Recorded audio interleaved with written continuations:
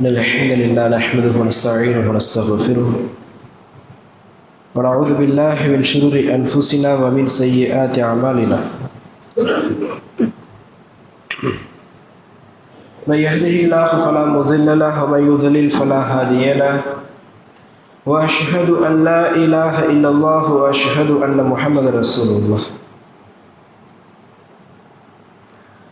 اللهم صل على محمد وعلى آل محمد كما صليت على إبراهيم وعلى آل إبراهيم إنك حميد مجيد. اللهم بارك على محمد وعلى آل محمد كما باركت على إبراهيم وعلى آل إبراهيم إنك حميد مجيد. أما بعد، قال الله تعالى في القرآن العظيم وفي الفرقان المجيد: أعوذ بالله من الشيطان الرجيم بفضل بسم الله الرحمن الرحيم. يا أيها الذين آمنوا اتقوا الله حق تقاته ولا تموتن إلا وأنتم مسلمون.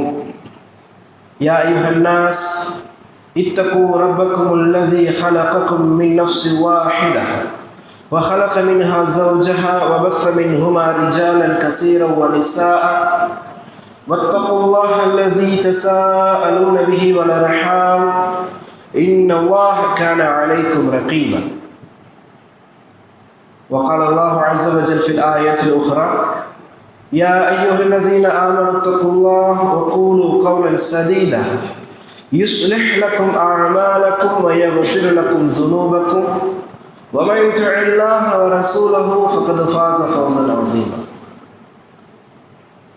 وقال الله عز وجل في المقام الآخر: إن تنصروا الله ينصركم ويثبت أقدامكم حسبي الله العظيم. وقال صلى الله عليه وسلم: فإن أصدق الحديث كتاب الله وخير الهدي هدي محمد صلى الله عليه وسلم وشر الأمور محدثاتها وكل محدثة بدعة وكل بدعة ضلالة وكل ضلالة في النار. وقال صلى الله عليه وسلم: ليس منا من لم يرحم صغيرنا حسبي رسوله الكريم. பெருமதிப்பிற்கும் மரியாதைக்கும் உண்டான அல்லாஹ் நல்லடியார்களே, இஸ்லாம் உறவுகளே, அல்லாஹ்வுடைய அருளால் கிருபையால் இந்த ஜும்ஆவுடைய கடமை நிறைவேற்றுவதற்கான வாய்ப்பையும் பாக்கியத்தையும் நீங்களும் நாமும் பெற்றிருக்கிறோம். அல்ஹம்துலில்லாஹ். அல்லாஹ் ரப்பல் ஆலமீன் இந்த ஜும்ஆவுடைய முழுமையான கூலியை பெறக்கூடிய வாய்ப்பையும் பாக்கியத்தையும் உங்களுக்கும் எமக்கும் தந்தருவானாக. இந்த உலகத்தில் வாழும் காலகட்டத்தில் இறைவனும் இறைத்தூதர் ஸல்லல்லாஹு அலைஹி வஸல்லம் அவர்களும் எப்படி ஒரு முஸ்லிம் வாழ வேண்டும் என்று கற்றுத் தந்திருக்கிறார்களோ அந்த அடிப்படையில் வாழ்ந்து மரணிக்கக்கூடிய ஒரு பாக்கியத்தை ஒரு ரஹ்மான் உங்களுக்கும் எமக்கும் தந்தருவானாக. இந்த உலகத்தில் வாழும் காலகட்டத்தில் அல்லாஹ்வுடைய கட்டளைகளையும் அல்லாஹ்வினுடைய அருட்கொடைகளையும் அனுபவிக்கக்கூடிய, அல்லாஹ்வுடைய கட்டளைகளுக்கு கட்டுப்பட்டு நடக்கக்கூடிய நாம் மறுமையில் அல்லாஹ்வின் முன்பு கேட்கப்படக்கூடிய அனைத்து கேள்விகளுக்கும் சரியான பதில் சொல்லக்கூடிய வாய்ப்பை அந்த ரஹ்மான் உங்களுக்கும் எமக்கும் தந்தருவானாக. அன்பிற்கினி இஸ்லாம் உறவுகளே, உங்களுக்கு மிக தெளிவாக தெரியும், எல்லோருக்கும் தெரிந்த ஒரு விஷயம், நாம் இருக்கக்கூடிய இந்த ஒரு காலம் என்பது, இந்த நூற்றாண்டு என்பது குழப்பங்களினுடைய உச்சத்தினுடைய ஒரு காலமாக இருந்து கொண்டிருக்கிறது. பல குழப்பங்களும் பல ஃபித்னாக்களும் இன்றைய காலகட்டத்தில் தலைவிரித்து ஆடிக்கொண்டிருக்கிறது. எந்தெந்த ரூபங்களில் எந்தெந்த விதங்களில் எல்லாம் குழப்பங்கள் மக்களுக்கு மத்தியிலே ஏற்படுகின்றது என்பதை சிந்திக்க முடியாத அளவிற்கு அவ்வளவு பெரிய குழப்பங்களும் அவ்வளவு அதிகமான ஃபித்னாக்களும் இன்றைய காலகட்டத்தில் மக்களுக்கு மத்தியிலே பரவி கிடப்பது நிதர்சனமான உண்மை. அப்போ இப்படியான ஒரு காலகட்டத்தில் வாழ்ந்து கொண்டிருக்கக்கூடிய மனிதர்களாக இருக்கக்கூடிய நாம், இஸ்லாமியர்களாக இருக்கக்கூடிய நாம், எம்மை இப்படியான ஃபித்னாக்களை விட்டும் குழப்பங்களை விட்டும் பாதுகாத்துக் கொள்ள வேண்டும். இதை நபிகள் நாயகம் ஸல்லல்லாஹு அலைஹி வஸல்லம் அவர்கள் எமக்கு கட்டளையிட்டு சென்றிருக்கிறார்கள். இப்படி இன்றைய தினத்தினுடைய ஃபித்னாவை விட நாளைய தினத்தினுடைய ஃபித்னா என்பது அதிகமாக இருக்கும். நாளைய தினத்தினுடைய ஃபித்னாவை விட நாளை மறுநாளுடைய ஃபித்னா அதை விட அதிகமாக இருக்கும். இப்படி கியாமத்து நாளை நெருங்க நெருங்க நெருங்க ஒவ்வொரு நாளும் இந்த உலகத்தில் ஃபித்னாக்களும் குழப்பங்களும் அதிகரித்து கொண்டே போகும். அப்படியான ஒரு குழப்பமான ஒரு காலகட்டம் வரும் பொழுது குர்ஆனையும் சுன்னாவையும் நீங்கள் கையில் பிடித்துக்கொண்டு இந்த மார்க்கத்தை நீங்கள் சரியான முறையில் பற்றி பிடித்துக்கொண்டு உங்களை நீங்கள் பாதுகாத்துக் கொள்ளுங்கள், உங்களை நீங்கள் தற்காத்துக் கொள்ளுங்கள் என்பதாக நபிகள் நாயகம் ஸல்லல்லாஹு அலைஹி வஸல்லம் அவர்கள் சொல்லியிருக்கிறார்கள். அப்படியாக முஸ்லிம்களாக இருக்கக்கூடிய நாம் தற்காத்துக் கொள்ள வேண்டிய பல விஷயங்கள் இருக்கிறது. நம்முடைய பொருளாதாரத்தை நாம் தற்காத்துக் கொள்ள வேண்டும், நம்முடைய வீட்டை உடைமைகளை நாம் தற்காத்துக் கொள்ள வேண்டும், நம்முடைய குடும்பத்தை நாம் தற்காத்துக் கொள்ள வேண்டும். இப்படி ஒரு முஸ்லிம் தற்காத்துக் கொள்ள வேண்டிய விஷயங்களில் பல விஷயங்கள் இருந்தாலும் அதில் மிக முக்கியமான ஒரு விஷயம் என்னவென்று சொன்னால் தங்களுடைய பிள்ளைகளை தற்காத்துக் கொள்வது. குழந்தைகளை பெற்றிருக்கக்கூடிய பெற்றோர்கள் அவர்கள் பெற்றிருக்கக்கூடிய பிள்ளைகளை இந்த காலகட்டத்தில் ஏற்படக்கூடிய ஃபித்னாக்களுடைய விஷயங்களில் இருந்து தற்காத்துக் கொள்வது என்பது, பாதுகாத்துக் கொள்வது என்பது மிக முக்கியமான விஷயமாக இருந்து கொண்டிருக்கிறது. என்று சொன்னால் இன்றைய காலகட்டங்களில் அன்று ஒரு 10, 20, 30 ஆண்டுகளுக்கு முன்னால் பெரிய பெரிய ரவுடிகள் செய்யக்கூடிய தவறுகள், பெரிய பெரிய நபர்கள் செய்யக்கூடிய, ஆண்கள் செய்யக்கூடிய பிள்ளைகள் தவறுகளை கூட இன்று சர்வசாதாரணமாக 18 வயதை கூட எட்டாத சிறு பிள்ளைகள் செய்யக்கூடிய ஒரு காலம். பெரிய நபர்கள் எல்லோரும் செய்வதற்கு பயந்து கொண்டிருந்த பாவங்கள் எல்லாம், தவறுகள் எல்லாம் இன்று சிறு பிள்ளைகள் அவ்வளவு சர்வசாதாரணமாக மக்களுக்கு மத்தியிலே செய்யக்கூடிய ஒரு காலம். அப்படியான ஒரு கொடுமையான மோசமான ஒரு காலகட்டத்தில் நாம் வாழ்ந்து கொண்டிருக்கிறோம். நம்முடைய பிள்ளைகளும் என்ன செய்கிறது, இன்றைய காலகட்டத்தில் வாழ்ந்து கொண்டிருக்கிறது. சமீப காலத்தில் நாம் பார்த்திருக்கிறோம், ஒரு 18 வயதை அடையாத ஒரு சிலர் என்ன செய்கிறார்கள், வட மாநிலத்திலிருந்து வரக்கூடிய அவர்களை போன்ற அவர்களுடைய வயதில் இருக்கக்கூடிய சக இளைஞனை போதையினுடைய உச்சத்திலிருந்து அவர்கள் என்ன செய்வதை பார்க்கிறோம். அறிவாள்களால் வெட்டக்கூடிய ஒரு சூழலை நாம் பார்க்கிறோம். அவர்கள் சொல்லக்கூடிய பேச்சுக்கு கட்டுப்பட வேண்டும் என்று அவர்களின் மீது அவருடைய ஆதிக்கத்தை செலுத்த விரும்புவதை நாம் பார்க்கிறோம். அதை நீ செய்யவில்லை என்று சொன்னால் நான் உன்னை வெட்டுவேன், அதை நீ செய்யவில்லை என்று சொன்னால் நான் உன்னை காயப்படுத்துவேன் என்று ஒரு கொலைகாரர்கள் செய்யக்கூடிய விஷயங்கள் எல்லாம் இன்றைய காலகட்டத்தில் இளம் பருவத்தில் இருக்கக்கூடிய சிறு பிள்ளைகள் எல்லோரும் செய்யக்கூடிய அளவிற்கு ஃபித்னாக்களும் குழப்பங்களும் அவ்வளவு சாதாரணமான ஒரு விஷயமாக இன்றைய காலகட்டத்தில் மாறிவிட்டது. மது அருந்துவதா ஒரு சாதாரணமான விஷயம் என்று எத்தனை வயது இருந்தாலும் சரி, 10 வயது 15 வயது இருந்தாலும் சரி, 100 ரூபாய் 200 ரூபாய் இருந்தது என்று சொன்னால் அவனால் மதுவை இன்று இலகுவாக பெற முடியும். ஒரு சிகரெட் இன்று எத்தனை, ஒரு 10 வயது கூட தேவை கிடையாது. ஒரு 5 வயது 6 வயது சிறுவர்கள் கூட இன்று ஒரு 5 ரூபாய் 10 ரூபாய் இருந்தது என்று சொன்னால், அந்த பணம் இருந்தது என்று சொன்னால் கடையில் சென்று அந்த சிகரெட்டை இன்று வாங்க முடியும். எந்த பாவமாக வேண்டும் என்றாலும் இருக்கட்டும், எப்பேற்பட்ட பெரும்பாவங்களாக வேண்டும் என்றாலும் இருக்கட்டும், அதற்கு இன்றைய காலகட்டத்தில் வயது வரம்பு முக்கியமாக இல்லாமல் போய்விட்டு உண்மையா இல்லையா? முன்னாடி எல்லாம் இந்த பாவத்தை இந்த வயசுக்கு கீழே செய்ய மாட்டாங்கன்ற ஒரு எண்ணம் நமக்கு இருக்கும், ஒரு தைரியம் நமக்கு இருந்துச்சு. ஆனால் இன்றைய காலகட்டத்தில் இந்த பாவத்தை செய்வதற்கு இந்த வயசெல்லாம் முக்கியம் இல்லை என்று சொல்லக்கூடிய அளவிற்கு, விபச்சாரம் அளவிற்கு கூட 18 வயதுகளை அடையாத சிறுவர்கள் செய்யக்கூடிய ஒரு காலகட்டம் தான் இன்றைய காலகட்டம். ஏன் இந்த ஒரு பாவத்தை நான் குறிப்பிடுகின்றேன் என்று சொன்னால், இதைத்தான் பாவங்களிலேயே மிகப்பெரிய பாவமாக நாம் கருதுகிறோம்.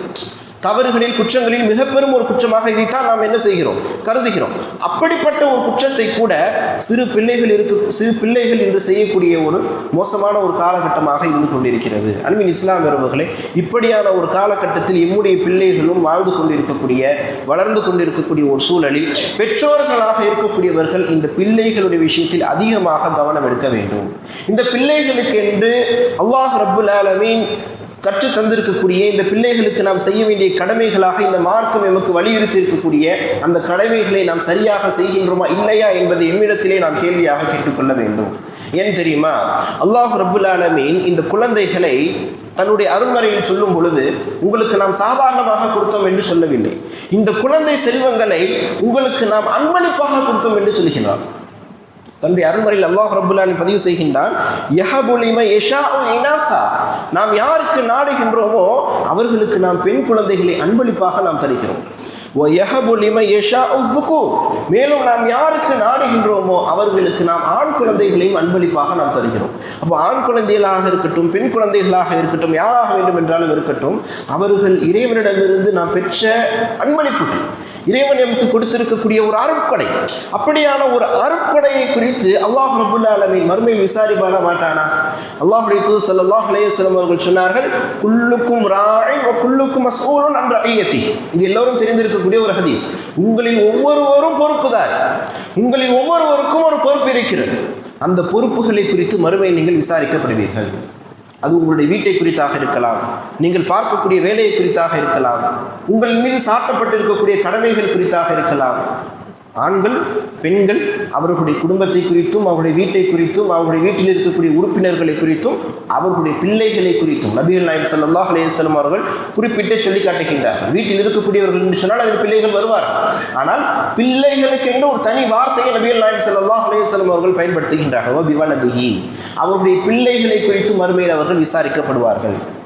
மறுமையில் அப்படி விசாரிக்கப்படும் பொழுது மறுமையில் அல்லாஹ் ரப்புல் ஆலமீன் அவனுக்கு முன்னால் எம் எல்லோரையும் எழுப்பி நிறுத்தி வைத்திருக்கும் பொழுது அல்லாஹ் ரப்புல் ஆலமீன் தன்னுடைய அருள்மறையில் சொல்லி காட்டுகின்றான்.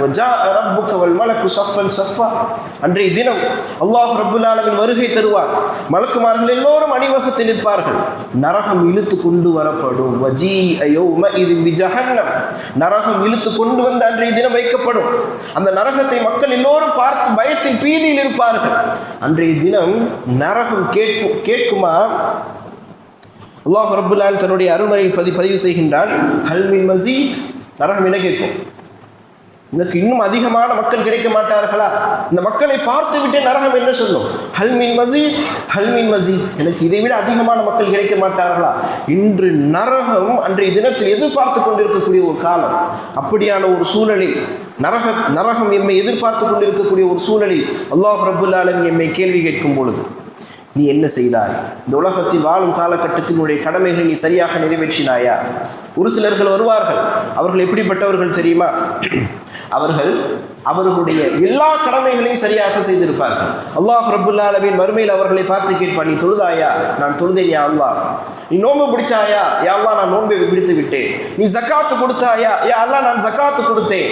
நீ எல்லா கடமைகளையும் நீ செய்தாயா? யா அல்லாஹ் நான் எல்லா கடமைகளையும் செய்தேன். என்னுடைய பெற்றோர்களுக்கு செய்ய வேண்டிய கடமைகளை செய்தேன். என்னை போன்று சக அடியார்களுக்கு செய்ய வேண்டிய உரிமைகளை நான் கொடுத்தேன். எல்லா விஷயத்திலும் சரியா இருப்பார். அவர்களை பார்த்து அல்லாஹ் ரப்புல் ஆலமீன் ஒரு கேள்வி கேட்பார். என்ன கேள்வி தெரியுமா? உன்னுடைய பிள்ளையை நீ சரியாக வளர்த்தாயா? உன்னுடைய பிள்ளைக்கு நீ என்ன செய்தாய்? எப்படி வளர்த்தாய்? அன்பின் இஸ்லாமிய உறவுகளே, எல்லா அமல்களிலும் நாம் சரியாக இருந்தாலும் நாம் நினைச்சிட்டு இருப்போம், பலருடைய நிலைமை இன்று இதுதான், நான் எல்லாத்துலேயும் சரியா இருக்கேன். ஆனால் அவர்களுடைய பிள்ளைகளை அவர்கள் மறந்து விட்டார். அன்று அல்லாஹ் ரப்புல் ஆலமீன் கேட்பான், உன்னுடைய பிள்ளைக்கு நீ என்ன செஞ்ச? உன்னுடைய பிள்ளையை நீ எப்படி வளர்த்த என்ற ஒரு கேள்வியை கேட்கும் பொழுது பல மனிதர்களுக்கு அன்று கால்கள் நடுங்கிவிடும். அன்று போய் சொல்ல முடியுமா அல்லாட்ட, யா அல்லாஹ் நான் வெளிநாட்டில் இருந்தேன், யா அல்லாஹ் நான் என் பிள்ளைக்கு ஃபீஸ் கட்டல, யா அல்லாஹ் என் பிள்ளைக்கு நல்ல வீடை வாங்கி கொடுத்தேன், என் பிள்ளைக்கு என்னென்ன தேவையோ அதையெல்லாம் நான் வாங்கி கொடுத்தேன். இன்று பிள்ளைகளுக்கு செய்ய வேண்டிய கடமைகளாக இவைகளை சொல்ல முடியுமா? சொல்ல முடியாது. அல்லாஹ் ரப்புல் ஆலமீன் கேள்வி கேட்பான், உன்னுடைய பிள்ளையை தொழுகையாளியாக நீ ஆக்கினாயா? உன்னுடைய பிள்ளைக்கு நீ தொழுகையை கற்றுக் கொடுத்தாயா? உன்னுடைய பிள்ளைக்கு நீ ஒழுக்கத்தை கற்றுக் கொடுத்தாயா? உன்னுடைய பிள்ளை ஒரு கெட்ட நண்பனோடு பழகி கொண்டிருந்தானே, அந்த பழக்கத்தை குறித்து நீ கவனித்தாயா? அதை குறித்து நீ அவனுக்கு எச்சரிக்கை செய்தாயா? இந்த பாவத்தை அவன் செய்தானே, அந்த பாவத்தை அவன் செய்வதற்கு முன்னால் அது பற்றி எச்சரிக்கை நீ அவனுக்கு கொடுத்தாயா? இறைவனை பற்றிய கல்வியை நீ அவனுக்கு கொடுத்தாயா? என்ற கேள்விகள் அல்லாஹ் ரப்புல் ஆலமீன் இடத்தில் கேட்டால் அதற்கு என்ன பதில் சொல்ல போகிறோம்? எல்லா விஷயத்திலையும் நம்ம சரியா இருக்கும், ஆனா இந்த ஒரு விஷயத்துல சரியா இல்லை என்று சொன்னால் அது நமக்கு மிகப்பெரிய ஒரு ஃபித்னாவாக மாறும் மறுமை. எனவேதான் அல்லாஹ் ரப்புல் ஆலமீன் தன்னுடைய அருள்மறையில் பதிவு செய்யும் பொழுது, யா அய்யுஹல்லதீன ஆமனு இன்ன மின் அஸ்வாஜிக்கும் வ அவுலாதிக்கும் அதுவன் லக்கும் ஃபஹ்தரூஹு இன்னம அம்வாலுக்கும் அவுலாதுக்கும் ஃபித்னா, உங்களுடைய குழந்தைகளும் உங்களுடைய செல்வங்களும் உங்களுக்கு அது சோதனையாக அமையும். எப்போ? நீங்கள் அதற்கான கடமைகளை சரியாக செய்யாவிட்டால், அந்த செல்வத்தை நீங்கள் எப்படி பராமரிக்க வேண்டுமோ, எப்படி செலவிட வேண்டுமோ அப்படி செலவிடாவிட்டால், அந்த குழந்தைகளை நீங்கள் எப்படி வளர்க்க வேண்டுமோ அப்படி நீங்கள் வளர்க்காவிட்டால் அது உங்களுக்கு மிக பெரும் சோதனையாக அமையும். இந்த உலகத்தில் வாழும் பொழுது நமக்கு ஒரு சோதனை கொடுக்கப்பட்டது என்று சொன்னால், அந்த சோதனையிலிருந்து நாம் மீண்டு எழுந்து அந்த சோதனையில் நாம் இறைவனிடத்தில் தௌபா செய்து மீண்டும் திருந்தி மீண்டும் நல்ல ஒரு மனிதனாக மாறி சொர்க்கத்திற்கு நுழைவதற்கான வாய்ப்பு நமக்கு கிடைக்கும். ஆனால் மறுமையில் நமக்கு அது ஒரு சோதனையாக அமைந்து விட்டது என்று சொன்னால் அந்த சோதனையிலிருந்து நாம் எப்படி வெளிவர முடியும்? அன்று நமக்கு அவகாசம் கொடுக்கப்படுமா? மீண்டு வருவதற்கு அன்று நமக்கு வாய்ப்பு கொடுக்கப்படுமா? கொடுக்கப்படாது. அப்போ அப்படியான ஒரு மறுமை தினத்தில் ஒரு சோதனையாக அமையக்கூடியதுதான் பிள்ளைகளை சரியாக ஒழுக்கமாக அவர்களுக்கு செய்ய வேண்டிய கடமைகளை செய்து வளர்க்காத பெற்றோர்களுடைய நடக்கும். அப்படியான ஒரு பெற்றோர்களாக நாம் மாறிவிடக்கூடாது. குழந்தைகளை பெற்றெடுக்கும் பொழுது இறைவனிடமிருந்து அந்த குழந்தை செல்வத்தை நாம் வாங்கி கொள்ளும் பொழுது ரொம்ப மகிழ்ச்சியாக இருக்கும். ஒரு சகோதரர் அழைச்சி உன்னுடைய வாழ்க்கையிலே மிக சிறந்த தருணம் எது என்று கேட்டோம் என்று சொன்னால் அவருடைய ஞாபகத்திற்கு, பலருடைய ஞாபகத்திற்கு முதலில் வருவது அவர்கள் முதலில் அவர்களுடைய குழந்தையை பெற்றெடுத்த தருணம் தான். உண்மையா இல்லையா?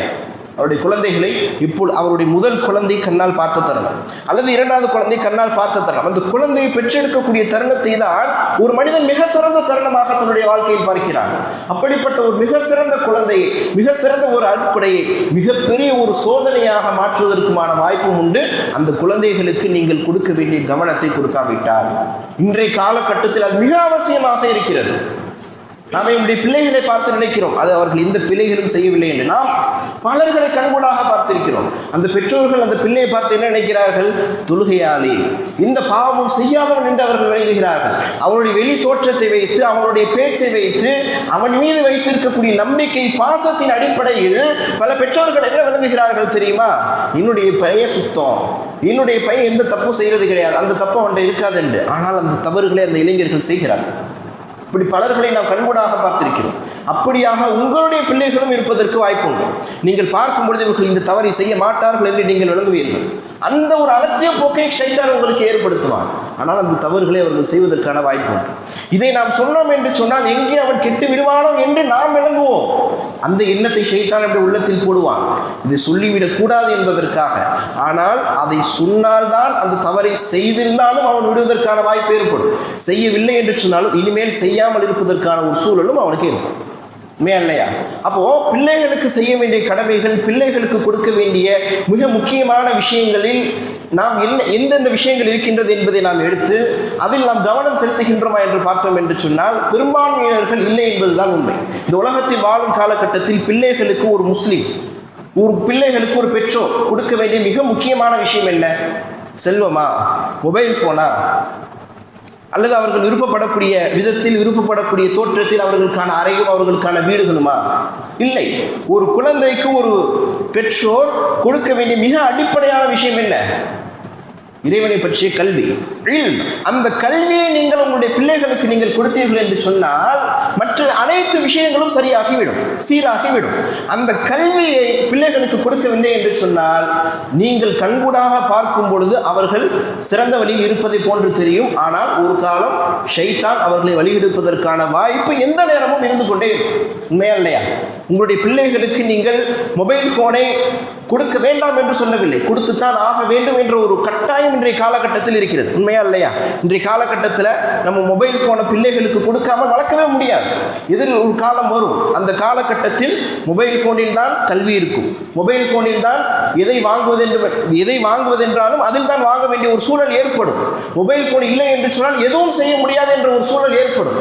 அப்பொழுது மொபைல் போன் இல்லை என்று சொன்னால், மொபைல் போனை என்னுடைய பெற்றோர்கள் கொடுக்கவில்லை என்று சொன்னால், என்னுடைய பெற்றோர்கள் கொடுக்கவில்லை, அதன் காரணத்தில் எனக்கு எதுவும் தெரியவில்லை என்ற ஒரு சூழலில் பிள்ளைகளை தள்ளுங்கள் என்று சொல்லவில்லை. மொபைல் போனை கொடுப்பது பிரச்சனை இல்லை. ஆனால் மொபைல் போனை கொடுக்கும் பொழுது அவர்களுடைய வயது என்ன, அவர்கள் எதை பார்க்கிறார்கள், அவர்கள் எவ்வளவு நேரம் அதில் செலவிடுகிறார்கள் என்ற ஒரு கண்காணிப்போடு இருக்க வேண்டும். அவர்கள் சரியான விஷயத்தை தான் பார்க்கிறார்களா அல்லது அவர்கள் தவறான விதத்தில் இந்த மொபைல் போனை அவர்கள் பயன்படுத்துகிறார்களா என்ற ஒரு கண்காணிப்பு பெற்றோரிடத்தில் இருக்க வேண்டும். ஏன் தெரியுமா நாம் இதை சொல்கின்றோம்? மொபைல் போனை கொடுக்கவே கூடாது என்று சொன்னாலும் எந்த பெற்றோர்களும் கொடுக்காமல் இருக்க போவது கிடையாது. ஆனால் கொடுத்துத்தான் ஆக வேண்டும். ஆனால் அந்த கொடுக்கும் பொழுது நீங்கள் கண்காணிப்போடு இருக்க வேண்டும். இதே ஒரு விஷயத்தை நீங்கள் சிந்தித்து பாருங்கள். உங்களுடைய பிள்ளைகளுக்கு மார்க்க கல்வியை நீங்கள் கொடுத்தீர்கள் என்று சொன்னால், நீங்கள் மொபைல் போனை கொடுத்தாலும் உங்களுடைய பிள்ளைகளுக்கு நீங்கள் ஹலால் எது ஹராம் எது என்பதை நீங்கள் சொல்லிக் கொடுத்திருந்தீர்கள் என்று சொன்னால், இறைவனுடைய அச்சத்தை உங்களுடைய பிள்ளைகளுக்கு நீங்கள் கற்றுக் கொடுத்திருந்தீர்கள் என்று சொன்னால், நீங்கள் உங்களுடைய பிள்ளைகள் அந்த மொபைல் போனை பயன்படுத்தும் பொழுது சமீபத்தில் அருகில் இல்லாவிட்டாலும் உங்களுக்கு ஒரு கவலை இருக்காது. உண்மையா இல்லையா? இன்று உங்களுக்கு அருகில் அந்த பிள்ளைகள் இருப்பார்கள், நாளை உங்களை விட்டு தூரமாக இருப்பார்கள், நாளை மறுநாள் ஏதோ ஒரு நாட்டில் இருப்பார்கள். அப்படி எங்கு சென்றாலும் அவர்கள் தவறான விஷயங்களின் பக்கம் அந்த மொபைல் போன்களை பயன்படுத்தி விடக்கூடாது, ஹராமின் பக்கம் அவர்கள் சென்று விடக்கூடாது என்று சொன்னால் அவர்களுக்கு நீங்கள் கொடுக்க வேண்டியது மிக அடிப்படையான ஒன்று மார்க்க கல்வி, இறைவனை பற்றிய கல்வி. ஹராம் எது ஹலால் எது என்ற கல்வி. இந்த கல்வியைத்தான் சஹாபாக்கள் என்ன செய்தார்கள்? அவர்களுடைய பிள்ளைகளுக்கு கொடுத்தார்கள். அப்துல்லா ரலியல்லாஹு அன்ஹு, எந்த அப்துல்லா? அப்துல்லா இப்னு உமர் ரலியல்லாஹு அன்ஹு அவர்களாக இருக்கட்டும், அப்துல்லா இப்னு ஜுபைர் ரலியல்லாஹு அன்ஹு அவர்களாக இருக்கட்டும், அப்துல்லா இப்னு மசூத் ரலியல்லாஹு அன்ஹு அவர்களாக இருக்கட்டும், இந்த எந்த அப்துல்லா ரலியல்லாஹு அன்ஹு அவர்களை எடுத்து பார்த்தாலும் சரி, அவர்களுடைய பெற்றோர்கள், அவர்களுடைய தந்தைகள் அவர்களுக்கு கொடுத்தது மார்க்க கல்வி. நபிகள் நாயகம் ஸல்லல்லாஹு அலைஹி வஸல்லம் அவர்களிடத்தில் கொண்டு வந்து விட்டார்கள். என்னுடைய பிள்ளைகளுக்கு நீங்கள் மார்க்கத்தை கற்றுக் கொடுங்கள். நபிகள் நாயகம் ஸல்லல்லாஹு அலைஹி வஸல்லம் அவர்களிடத்தில் மார்க்கத்தை படித்த அந்த பிள்ளைகள் தான் பல காலங்கள் கழிந்ததற்கு பின்னால் ஒரு தலைமுறைகளை வழிநடத்தக்கூடிய பிள்ளைகளாக மாறினார்கள். இன்று நாம் என்ன நினைக்கிறோம்? உலக கல்வியை கொடுத்தால் போதும். உலக கல்வியை கொடுப்பது தவறு என்று சொல்லவில்லை. ஆனால் உலக கல்விக்கு நாம் எப்படி முக்கியத்துவம் கொடுக்கின்றோமோ அந்த அளவிற்கு சமமான ஒரு முக்கியத்துவத்தை மார்க்க கல்விக்கும் நாம் என்ன செய்ய வேண்டும்? நம்முடைய பிள்ளைகளுக்கு நாம் கொடுக்க வேண்டும். உலக கல்வியை படிக்க வேண்டும் என்பதில் ஆர்வம் காட்டக்கூடிய பெற்றோர்கள் சிறந்த உலக கல்வி படிக்கக்கூடிய ஒரு வாய்ப்பை என்னுடைய பிள்ளைகளுக்கு அமைத்து தர வேண்டும் என்று ஆசைப்படக்கூடிய பெற்றோர்கள் அந்த உலக கல்வி படிக்கக்கூடிய இடத்தில் அவர்களுக்கு மார்க்கத்தை பின்பற்றுவதற்கான சரியான வாய்ப்பும் சரியான ஒரு சூழலும் இருக்கின்றதா இல்லையா என்பதில் இன்றைய பெற்றோர்கள் என்ன செய்வது கிடையாது, கவனம் எடுப்பது கிடையாது. அந்த பிள்ளைகள் பள்ளிக்கூடத்திற்கு செல்கிறார்கள், லுகர் தொழுகை தொழுதார்களா இல்லையா? எத்தனை பெற்றோர்கள் கடைசியாக உங்களுடைய பிள்ளைகளிடத்தில் நீங்கள் கேட்டீர்கள், பள்ளிக்கூடத்துக்கு போயிட்டு வந்து இன்னைக்கு லுகர் தொழுகை நீ தொழுதையா இல்லையா, இன்னைக்கு அசர் தொழுகை நீ தொழுதையா இல்லையா? போயிட்டு காலையில் போயிட்டு சில பிள்ளைகள் எல்லாம் மகரிபுக்கு தான் வருவாங்க, நீ லுகரை தொழுதியா அசரை தொழுதியா என்று எத்தனை பெற்றோர்கள் என்னுடைய பிள்ளைகளிடத்தில் நாம் கேட்டு இருப்போம். பலருக்கு இந்த கவலை கிடையாது. ஏன் தெரியுமா? அவர்களுடைய முழு கவனமும் உலக கல்வியில் தான். அவர்களுடைய பெரும்பான்மையான கவனம் உலக கல்வியில் தான். இந்த மார்க்கத்திலோ இறைவனை பற்றிய கல்வியில் அவர்களுக்கு இருப்பது கிடையாது. இப்படியான இறைவனை பற்றிய கல்வி ஒரு குழந்தைக்கு கொடுக்கப்படாமல் போனதனுடைய விளைவு இன்று பல குழந்தைகள் அவர்கள் வெளி தோற்றத்தில் அவர்கள் சிறந்தவர்களை போன்று இருந்தாலும் அவர்களிடத்தில் ஒரு சின்ன ஒரு ஊசலாட்டம் ஏற்பட்டது என்று சொன்னால் அவர்கள் சுலபமாக என்ன செய்து விடுகிறார்கள்? வழிகட்டு விடுகிறார். சுலபமாக அந்த கெட்ட செயல்களின் பக்கம் அவர்கள் சென்று விடுகிறார்கள். அப்போ இதற்கெல்லாம் ஒரு மிக முக்கியமான அடிப்படை தீர்வாக இருப்பது என்னவென்று பார்த்தோம் என்று சொன்னால், இந்த உலக கல்வியோடு சேர்த்து அதற்கு சமமாக அதற்கு நிகராக அவர்களுக்கு தேவையான அடிப்படை மார்க்க கல்வியை நாம் என்ன செய்ய வேண்டும்? பெற்றோர்களாக இருக்கக்கூடியவர்கள் கற்றுக் கொடுக்க வேண்டும். அந்த மார்க்க கல்வி தான் என்ன செய்யும்? அவர்கள் உங்களுடைய அருகில் இருந்தாலும் சரி, அவர்கள் உங்களை விட்டு தூரமாக இருந்தாலும் சரி, ஹலால் ஹராமை தெரிந்து இறைவனின் மீது அச்சம் கொண்டு அந்த விஷயத்தில் பேணுதலாக அவர்கள் நடப்பதற்கு மிக முக்கியமான ஒரு வாய்ப்பாக அமையும் என்பதை உணர்ந்து பெற்றோர்களாக இருக்கக்கூடியவர்கள் தங்களுடைய பிள்ளைகளுடைய மார்க்க கல்வியினுடைய விஷயத்தில் அதிகமாக நீங்கள் கவனம் செலுத்துங்கள். பல பெற்றோர்களுக்கு பிள்ளைகளுடைய உலக கல்வியில் இருக்கக்கூடிய அக்கறையில் துளி அளவும் மார்க்க கல்வியில் கிடையாது. குழந்தைகள் பள்ளிக்கூடத்திற்கு செல்ல வேண்டும் என்று சொன்னால் அதற்காக எதை வேண்டும் என்றாலும் செய்யக்கூடிய பெற்றோர்கள். பள்ளிக்கூடத்தில் பிள்ளைகளை ஆசிரியர்கள் அடித்தார்கள் என்று சொன்னால், கண்டித்தார்கள் என்று சொன்னால் இன்னும் கொஞ்சம் கண்டியுங்கள் என்று சொல்லக்கூடிய பெற்றோர்கள். ஆனால் மதரசாவின் மக்தபுகளில் ஒரு மதரசாவில் ஓதி கொடுக்கக்கூடிய ஒரு ஆசிரியர், ஒரு அஜரத்து ஒரு பிள்ளை அடித்து விட்டார் என்று சொன்னால் திருப்பி அஜரத்துக்கு ஃபோன் போட்டு கேள்வி கேட்கக்கூடிய பெற்றோர்கள். அப்போ என்ன விளங்குது என்று சொன்னால், இந்த உலகம் ரீதியான கல்வியை கற்றுக் கொடுப்பதற்கு, உலக ரீதியான ஒரு விஷயங்களை தன்னுடைய பிள்ளைகளுக்கு போதிப்பதற்கு அதற்கான ஆசிரியர்கள் அவர்களை அடித்தாலும் அவர்களுக்கு எந்த கவலையும் கிடையாது. ஏனென்றால் அவர்களுக்கு அந்த கல்வி முக்கியம். அப்போ இந்த மார்க்கத்தை சொல்லிக் கொடுக்கக்கூடிய ஆசிரியர்கள் ஒரு விஷயத்தை அந்த பிள்ளைகள் செய்யவில்லை என்பதற்காக கண்டித்தால் அந்த கண்டிப்பு அவர்களுக்கு தேவையில்லை என்று சொன்னால் அவர்களுக்கு எதுவும் தேவையில்லை என்பதை எம்மால் விளங்கிக் கொள்ள முடிகிறது. மார்க்க கல்வியும் அவர்களுக்கு தேவையில்லை என்பதைத்தான் எம்மால் விளங்கிக் கொள்ள முடிகின்றது. அப்போ இப்படியான ஒரு பலகீனமான ஒரு சூழலில் பெற்றோர்களாக இருக்கக்கூடிய நாம் என்னுடைய பிள்ளைகளை நாம் வளர்த்தோம் என்று சொன்னால் அவர்கள் நாம் சென்றதற்கு பின்பு ஒரு தவறை, ஒரு பாவத்தை செய்தாலும் கூட அது மறுமையில் நமக்கு ஒரு மிகப்பெரிய ஒரு கேள்வியாக வந்திருக்கும். நாம் மரணித்திருப்போம், மரணித்து பல ஆண்டுகளாக இருக்கும். ஆனால் என்னுடைய பிள்ளை ஒரு பெரிய ஒரு குற்றத்தை செஞ்சிருப்பான், ஒரு பெரிய ஒரு பாவத்தை செஞ்சிருப்பான். அந்த பாவத்தினால மறுமையில் அல்லாஹ் நம்மளை விசாரிப்பான். அப்போ அது எவ்வளோ பெரிய ஒரு நஷ்டம், எவ்வளோ பெரிய ஒரு மோசமான ஒரு விஷயம் அது. அதற்காக நாம் என்ன செய்திருக்க வேண்டும்? நம்முடைய ஹயாத்திலேயே அந்த பிள்ளைக்கு இது சரி, இது தவறு, இது ஹலால், இது ஹராம் என்பதை நாம் அவர்களுக்கு கற்றுக் கொடுத்திருக்க வேண்டும். சரி, கற்றுக் கொடுத்தாச்சு, கற்றுக் கொடுத்துட்டாலே அவன் செஞ்சிருவானா? கற்றுக் கொடுத்துட்டாலே நமக்கு அவன் செஞ்சிருவான்றதுக்கு ஏதாவது உறுதி இருக்கான்னு கேட்டால் உறுதி கிடையாது. கற்றுக் கொடுத்துட்டீங்க, கற்றுக் கொடுத்ததுக்கு பின்னாடி அவன் செய்யலை என்று சொன்னால் உங்களுக்கு பிரச்சனை கிடையாது. நீங்கள் செய்ய வேண்டிய விஷயங்களை நீங்கள் செஞ்சிட்டீங்க, கற்றுக் கொடுக்க வேண்டிய விஷயங்களை நீங்கள் கற்றுக் கொடுத்தாச்சு, செய்ய வேண்டிய உபதேசங்களை எல்லாம் நீங்கள் அவங்களுக்கு செஞ்சாச்சு. அதற்கு பின்னால் அவர்கள் ஒரு தவறை செய்கின்றார்கள் என்று சொன்னால் நீங்கள் இறைவனிடத்தில் என்ன செய்யலாம்? பதில் சொல்லலாம். யா அல்லாஹ், நான் என்ன செய்தேன்? நான் என்னால் முடிந்த அளவிற்கு அவர்களுக்கு செய்ய வேண்டிய உபதேசத்தை நான் செய்தேன். என்னால் முடிந்த அளவிற்கு அவர்களுக்கு எதையெல்லாம் கற்றுக் கொடுக்க வேண்டுமோ அதை நான் கற்றுக் கொடுத்தேன் என்னால் என்ற அளவிற்கு. இன்று இறைவனிடத்தில் என்ன செய்ய முடியும்? குறைந்தபட்சம் பதில் சொல்ல முடியும். அப்போ கற்றும் கொடுக்காமல் எந்த விதமான அக்கறையும் எடுக்காமல் மரணித்து சென்றவர்களுக்கு என்ன பதில் சொல்ல முடியும்? கற்றுக் கொடுத்தவர்கள் எல்லோரும் திருந்த வேண்டும் என்று சொன்னால் அதற்கு வாய்ப்பு கிடையாது. கற்றுக் கொடுத்தால் அவர்கள் திருந்தி விடுவார்கள் என்று சொன்னால் அதற்கு ஊர்ஜிதமாக சொல்ல முடியாது.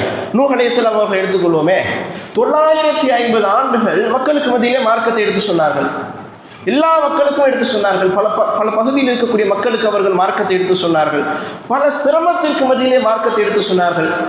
அவர்களுடைய பிள்ளைக்கும் மனைவிக்கும் மார்க்கத்தை எடுத்து சொல்லாமலா இருந்திருப்பார்கள்? அவர்கள் தான் பெற்ற பிள்ளைக்கு மார்க்கத்தை எடுத்து சொல்லாமலா இருந்திருப்பார்கள்? பிள்ளைக்கு உபதேசம் செய்யாமலா இருந்திருப்பார்கள்? செய்திருப்பார்கள். எந்த அளவிற்கு உபதேசம் செய்தார்கள்? கப்பலில் ஏறும் பொழுது கூட என்னுடைய மகனை ஏறிக்கொள், இஸ்லாத்தை ஏற்றுக்கொள், ஈமான் கொள், நீ இறைவனை நம்பு, கப்பலில் ஏறிக்கொள் என்று சொல்லும் பொழுது அல்லாஹ் ரப்பல் ஆலமீன் தன்னுடைய அருள்முறை என்ன பதிவு செய்கின்றான்? அதற்கு மேல் பதில் பேச்சு கூட நாம் என்ன செய்ய விடவில்லை. அவர்களை நாம் பேச விடவில்லை. பேசிக் கொண்டிருக்கும் பொழுது ஒரு பெரும் அலை வந்து என்ன செய்கிறது? அவருடைய மகனை அடித்து செல்கிறது. கப்பல் கரை ஒதுங்குகிறது. நூஹ் அலைஹிஸ்ஸலாம் அவர்கள் என்ன செய்தார்கள்? முதல் வார்த்தையாக ரப்பிடத்தில் கேட்டார்கள், யா ரப்பி, என்னுடைய மகன், என்னுடைய குடும்பம் என்று கேட்டார்கள். அல்லாஹ் ரப்பல் ஆலமீன் என்ன செய்தான்? அவர்களுக்கும் உங்களுக்கும் எந்த சம்பந்தமும் கிடையாது. அவர்களுடைய விஷயத்தில், நீங்கள் அறியாத விஷயத்தில் நபியை நீங்கள் கேள்வி கேட்காதீர்கள். அவர்களுக்கும் உங்களுக்கும் எந்த சம்பந்தமும் கிடையாது. எந்த சம்பந்தமும் கிடையாதா? அவர்கள் பெற்ற மகன் இருந்தாலும் கூட அவர்களுக்கும் உங்களுக்கும் எந்த சம்பந்தமும் கிடையாது. ஏன்? நீங்கள் செய்ய வேண்டிய உபதேசத்தை நீங்கள் செய்தீர்கள். நீங்கள் கொடுக்க வேண்டிய கல்வி அவர்களுக்கு நீங்கள் கொடுத்தீர்கள். கொடுத்தாச்சு. அதற்கு பின்னால் அவர்கள் கேட்கவில்லை. அந்த கல்விக்கு பின்னும் அந்த உபதேசத்திற்கு பின்னும் அவர்கள் தவறான பாதையில் இருந்திருந்தார்கள் என்று சொன்னால் அதற்கும் எமக்கும் என்ன இருக்காது? சம்மதம் இருக்காது. அல்லாஹ் ரப்பல் ஆலமீன் மறுமையில் நீங்கள் செய்யவில்லை என்ற ஒரு குற்றத்தையும் மீது கொடுக்க மாட்டார். அப்போ அதற்காகவாவது நாம் என்ன செய்ய வேண்டும்? என்னுடைய பிள்ளைகளுக்கு கொடுக்க வேண்டிய தகுந்த ஒரு கல்வியையும் மார்க்கத்தையும் இறைவனை பற்றிய உபதேசங்களையும் அவர்கள் எந்த பருவத்தில் சொன்னால் கேட்பார்களோ அந்த பருவத்தில் இருந்தே கொடுக்க வேண்டும். சில பெற்றோர்கள் செய்யக்கூடிய மிகப்பெரிய ஒரு தவறு இதுதான். சிறு பிள்ளைகள் கொடுக்க வேண்டிய கல்வி கொடுக்க வேண்டிய ஒரு தருணத்தில் அப்பொழுது கல்வியை கொடுக்காமல் ஒரு குறிப்பிட்ட வயதை அடைந்ததற்கு பின்னால் என் புள்ள பேச்சு கேட்க மாட்டான், என் புள்ள வந்து சொன்னா என்னை எதிர்த்து பேசுறான் அப்படின்ற ஒரு சூழல் வந்ததுக்கு அப்புறம் மதரசாவை கூட்டுவார். இதுவும் பெற்றோர்கள் செய்யக்கூடிய தவறு. அப்போ எந்த பருவத்தில் பிள்ளைகள் சொன்னார் கேட்பார்களோ அந்த பருவத்தில் நாம் என்ன செய்ய வேண்டும்? கல்வியை கொடுப்பதற்கு முயற்சி செய்ய வேண்டும். அப்படி ஒருவேளை முயற்சி செய்தோம் அல்லது முயற்சியே செய்யவில்லை, அவர்கள் சொல்வதை போன்று ஒருவேளை மறந்து விட்டார்கள் என்று சொன்னால் கூட அப்படி தாமதமாக கொண்டு வந்தாலும் இந்த குர்ஆன் என்ன செய்யும்? அவர்களுக்கு மத்தியிலே மாற்றத்தை ஏற்படுத்தும். இந்த குர்ஆனை நீங்கள் கற்றுக் கொடுத்தால் இந்த குர்ஆன் உங்களுடைய குடும்பத்தை உருவாக்கும். அன்பின் இஸ்லாம் உறவுகளே, இந்த அல் குர்ஆன் என்னுடைய அலமாரிகளில் வரிசையாக அடுக்கி வைக்கப்பட்டிருக்கிறதோ, எந்த அல் குர்ஆனை நாம் ரமலானில் மட்டும் ஓதிக்கொண்டிருக்கிறோமோ, எந்த அல் குர்ஆனை ரமலானில் கேள்வி பதில் நிகழ்ச்சிக்கு பதில் தேடுவதற்காக மட்டும் நாம் பெருட்டிக் கொண்டிருக்கிறோமோ அந்த அல் குர்ஆன் ஒரு சாம்ராஜ்யத்தை உருவாக்கி, அரபிய தீபகற்பத்தை தாண்டி ஒரு மிகப்பெரிய ஒரு சாம்ராஜ்யத்தை உருவாக்கி, ரோமானிய படைகளை இந்த அல் குர்ஆன் வீழ்த்தியது, பாரசீக படைகளை இந்த அல் குர்ஆன் வீழ்த்தியது, மிக பெரும் சாம்ராஜ்யங்களை எல்லாம் இந்த அல் குர்ஆன் தான் வீழ்த்தியது. அப்படிப்பட்ட சாம்ராஜ்யங்களை எல்லாம் உருவாக்கி இந்த அல் குர்ஆன் உங்களுடைய வீடுகளிலும் இருக்கிறது. ஒரு சாம்ராஜ்யத்தை உருவாக்க வேண்டும் என்ற அவசியம் கிடையாது. உங்களுடைய குடும்பத்தை நீங்கள் உருவாக்குங்கள். உங்களுடைய பிள்ளைகளை நீங்கள் இந்த அல் குர்ஆனை கற்றுக் கொடுத்து நீங்கள் உருவாக்குங்கள். அது மிகப்பெரிய ஒரு சாம்ராஜ்யமாக அடுத்து வரக்கூடிய தலைமுறையில் என்ன செய்யும்? நமக்கு பிரதிபலிக்கும். அப்போ அல் குர்ஆனை நாம் என்ன செய்ய வேண்டும்? பிள்ளைகளுக்கு கல்வியாக நாம் கற்றுக் கொடுக்க வேண்டும். அதற்கான முயற்சிகளை எடுக்க வேண்டும்.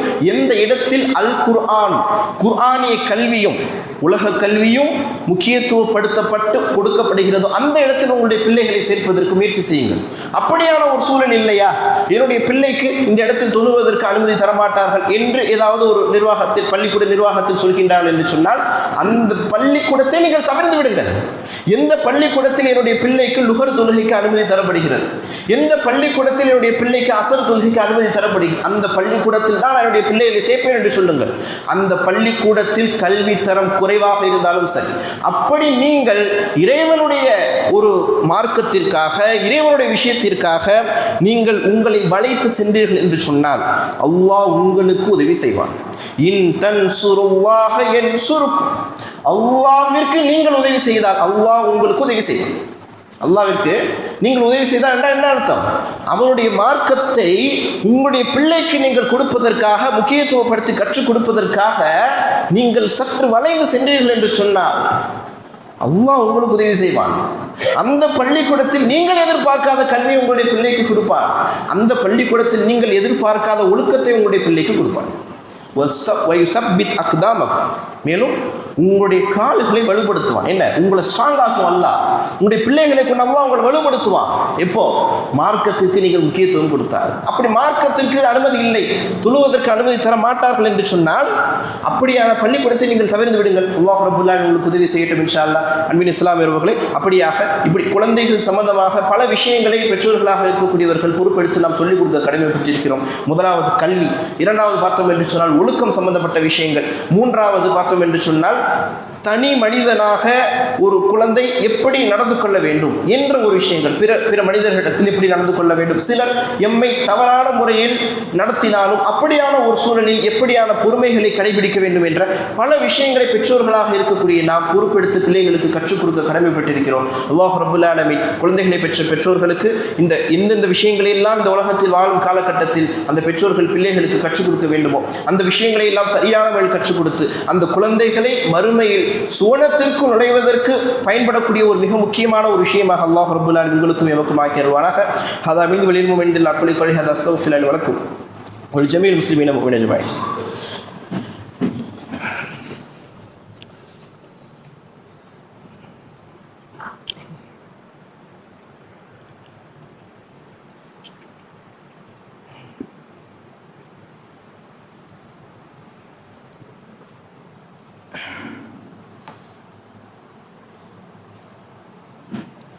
الحمد لله نحمده ونستعينه ونستغفره ونعوذ بالله من شرور انفسنا ومن سيئات اعمالنا من يهده الله فلا مضل له ومن يضلل فلا هادي له واشهد ان لا اله الا الله واشهد ان محمد رسول الله. அன்பிற்கினிய இஸ்லாமியர்களே, பிள்ளைகளுக்கு கற்றுக் கொடுக்க வேண்டிய மிக முக்கியமான அடிப்படையான விஷயங்களை கற்றுக் கொடுப்பது ஒரு பெற்றோர்களின் மீது கடமை. அதே நேரத்தில் சாதாரண சிறு பிள்ளைகள் இருப்பார்கள் அல்லவா, அப்படியான பிள்ளைகளுக்கு அவர்கள் உங்களுடைய பிள்ளைகளாக இருக்க மாட்டார்கள், யாருடைய பிள்ளையாக இருப்பார்கள். நீங்கள் பார்க்கும்பொழுது உங்களுடைய பக்கத்தில் இருப்பார்கள், தொழுக வரும்பொழுது நீங்கள் அவர்கள் சந்திப்பீர்கள். இப்படியான குழந்தைகள் எல்லாம் இருப்பார்கள் அல்லவா. இந்த குழந்தைகளிடத்திலும் ஆண்களாக இருக்கக்கூடியவர்களும் பெண்களாக இருக்கக்கூடியவர்களுக்கும் சில கடமைகள் என்று இருக்கிறது. அதில் முதல் முக்கியமான கடமை அவர்களின் மீது இரக்க குணத்தோடு நடந்து கொள்ளும், அவர்களிடத்தில் தன்மையாக நடந்து கொள்ளும். ஏனென்றால் நபிகள் நாயகம் ஸல்லல்லாஹு அலைஹி வஸல்லம் அவர்கள் சொன்னார்கள், லைஸ மின்னா மன் லம் யர்ஹம் ஸகீரனா. எவர் ஒருவர் சிறு பிள்ளைகளுக்கு, குழந்தைகளுக்கு இரக்கம் காட்டவில்லையோ, அவரிடத்தில் இரக்கமாக நடந்து கொள்ளவில்லையோ அவர்கள் எம்மை சார்ந்தவர்கள் அல்ல, அவர்கள் முஸ்லீம் இல்லை என்று நபிகள் நாயகம் ஸல்லல்லாஹு அலைஹி வஸல்லம் அவர்கள் சொன்னார்.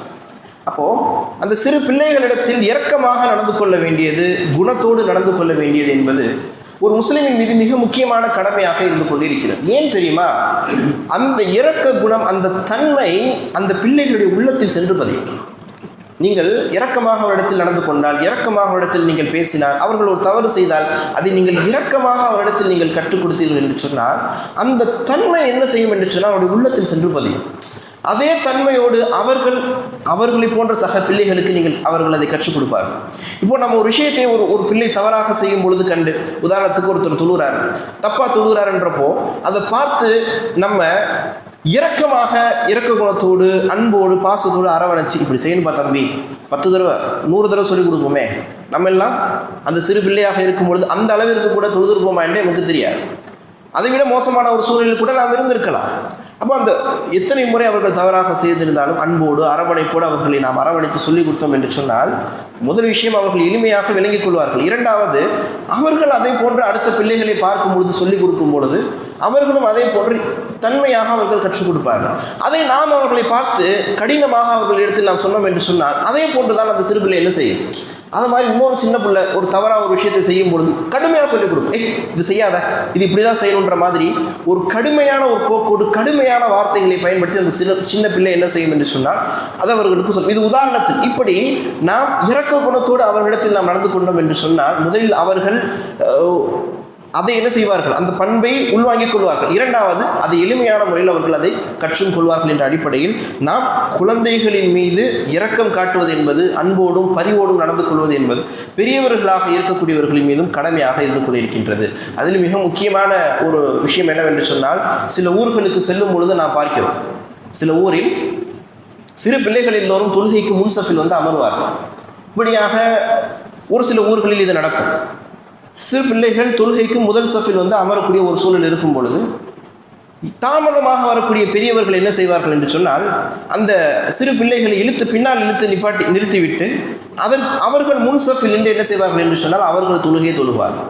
அந்த சிறு பிள்ளைகள் பின்னாடி நிற்கும்.